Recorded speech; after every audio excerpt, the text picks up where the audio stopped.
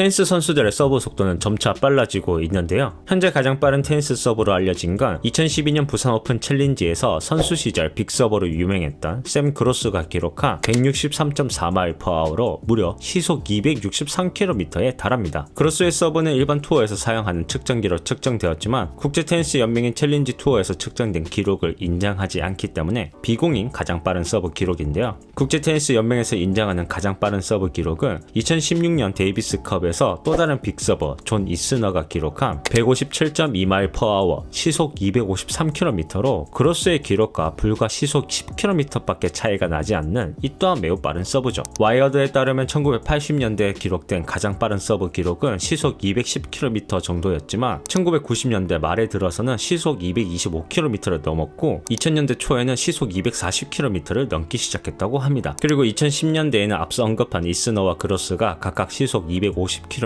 260km를 넘겼죠. 그리고 당연히 평균 서브 속도도 빨라졌는데요. 국제 테니스 연맹에서 발표한 1991년에서 2009년까지 그랜드슬램에서 기록된 남자 선수들의 서브 속도 자료를 보면 1999년 평균 시속 약 170km였던 퍼스트 서브 속도가 2009년 약 183km로 9% 빨라졌음을 알 수 있죠. 그리고 2018년 가디언 스포츠에 따르면 남자 프로 테니스 선수들의 평균 서브 속도는 약 201km로 2009년에 비해 약 10% 빨라졌음을 알 수 있는데요. 이게 리시버 입장에서 어느 정도로 빠른 속도인지 설명해 드리자면 서버들의 키와 위치 등을 고려했을 때 서브된 공은 평균적으로 75피트 뒤에 리시버에게 도달하는데요. 이때 공기 저항, 코트 표면에 닿은 후 감속되는 속도 등을 고려한다면 시속 201km의 서브가 리시버에게 도달하는 시간이 0.7초 정도입니다. 사람이 눈을 깜빡이는데 걸리는 시간이 0.3초니까 0.7초면 거의 눈을 2번 깜빡이는 아주 짧은 시간에 서브에 반응해야 한다는 거죠. 그런데 여기서 문제는 뇌가 눈으로부터 받은 정보를 처리하는데 약 0.5초가 걸리고 운동 피질이 팔과 다리에 정보를 보내는데 약 0.025초가 걸리고 라켓을 움직이는데 약 0.15초가 걸립니다. 즉 실제로 리시버가 서브를 보고 판단하는 시간은 0.025초에 불과하다는 거죠. 그래서 테니스 선수들은 눈으로 서브를 보고 판단해서 움직인다기보다는 반복적인 학습과 연습, 경기를 통해 얻은 경험 등을 통해 서버의 움직임을 보고 공이 향할 방향을 본능적으로 예측해서 반응한다고 합니다. 사실 0.025초 만에 판단해서 움직이는 건 거의 불가능에 가깝죠. 시속 201km의 서브도 이렇게 받아치기 힘든데 그보다 더 빠른 시속 230,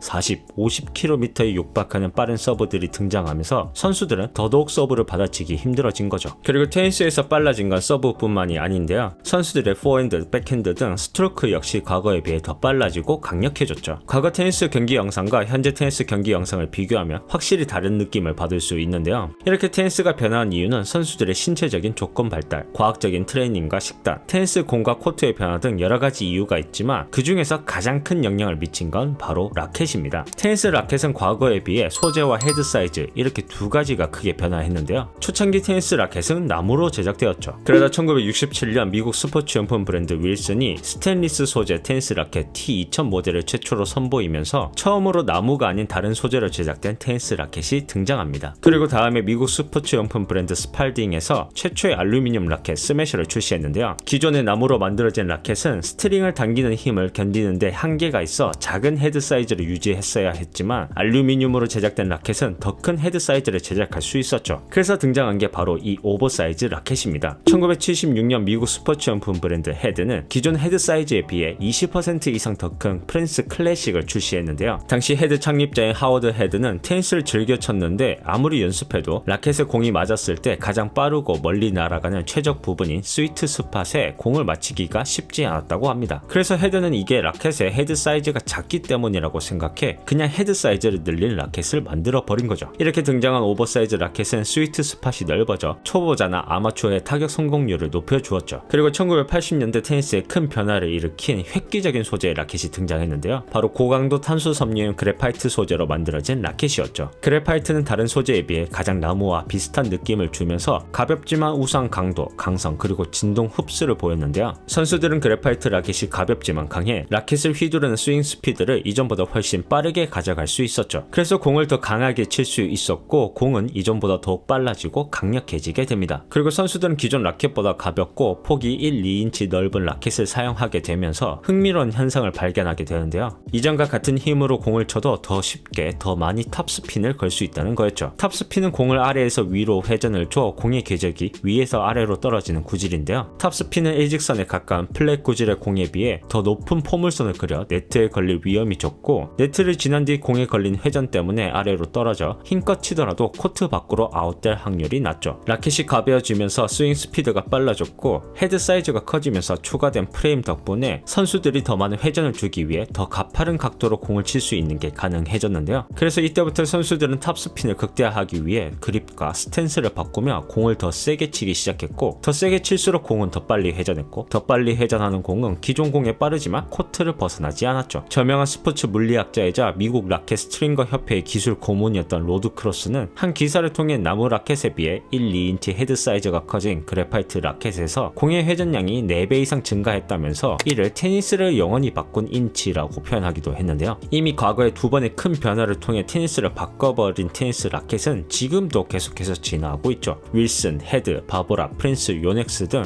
여러 스포츠 용품 브랜드는 더 뛰어난 성능의 테니스 라켓을 만들기 위해 다양한 첨단 소재와 기술을 개발하고 있는데요. 이미 인간의 반응 속도로는 받아칠 수 없을 정도로 빨라진 서브지만 앞으로 더 뛰어난 성능을 갖춘 라켓이 등장한다면 더욱 빨라질 수도 있겠죠. 과연 테니스는 앞으로 얼마나 더 빨라질 수 있을까요? 영상 시청해 주셔서 감사합니다. 또 다른 흥미로운 스포츠 컨텐츠로 찾아뵙겠습니다.